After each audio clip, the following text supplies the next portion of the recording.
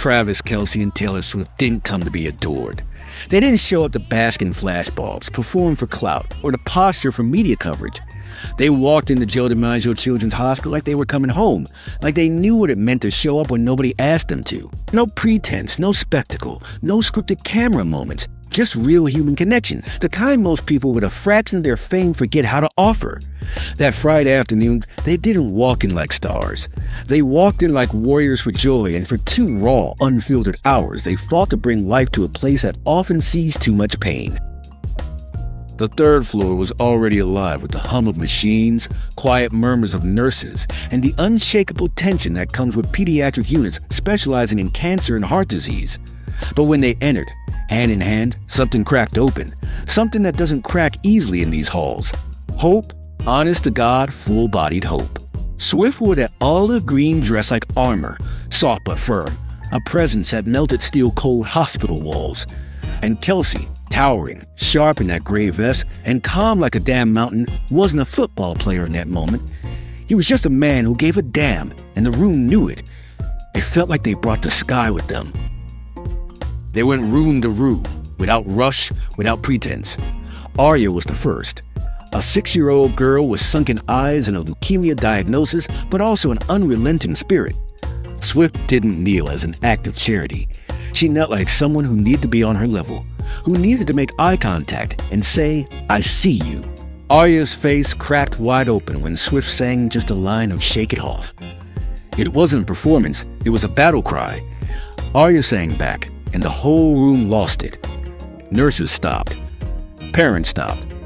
It was joy, hard-earned and unfiltered. Kelce? He sat next to Malik, a 10-year-old with congenital heart disease who looked like he'd already faced down hell twice.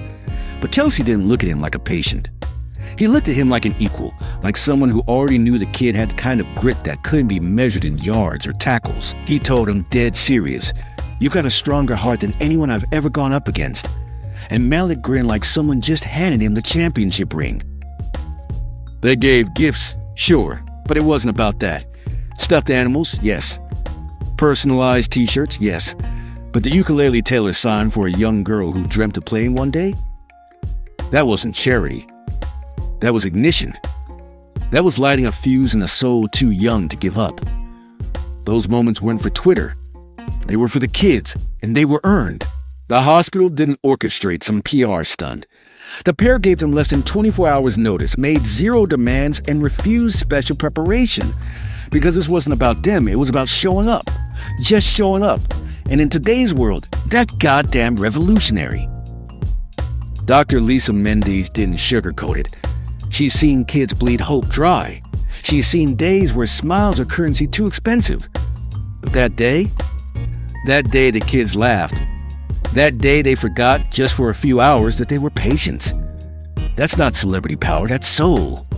Tanya Gonzalez, the head nurse, couldn't even hold back her tears. Because when people like Swift and Kelce walk in without a script, without handlers, without anything but raw intent, that sticks. That breaks people open. That matters. Kelce had just come off a brutal charity sporting event on Kia Island. The man probably hadn't slept more than 5 hours in 2 days.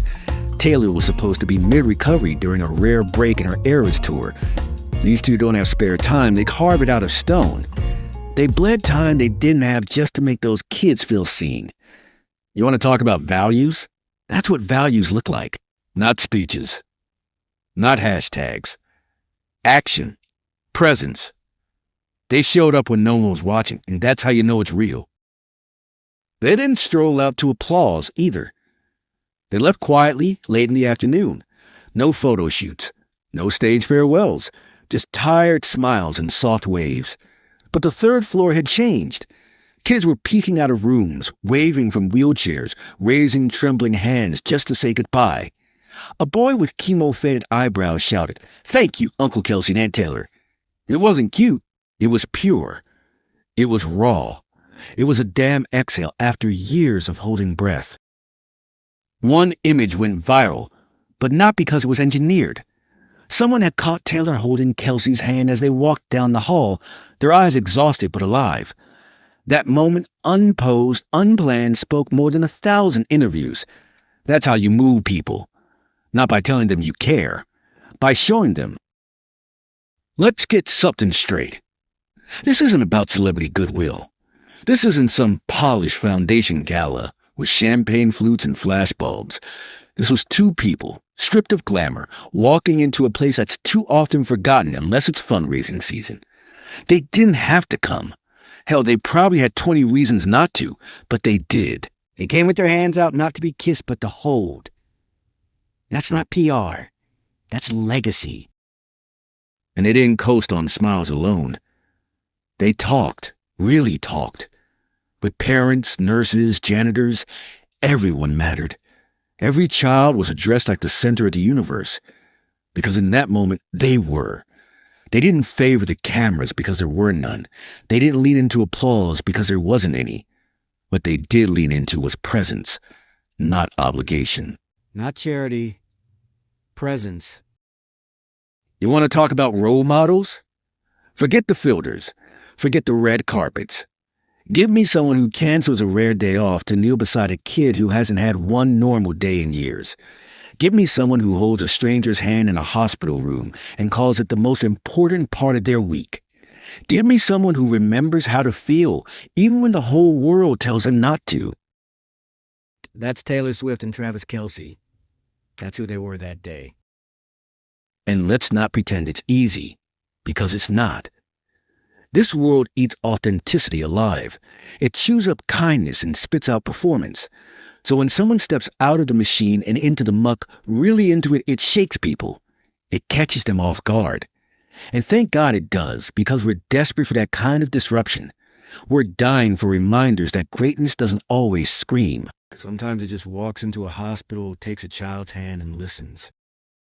That's power. Not in numbers, not in followers, in presence, in showing hell up. They didn't need to do it.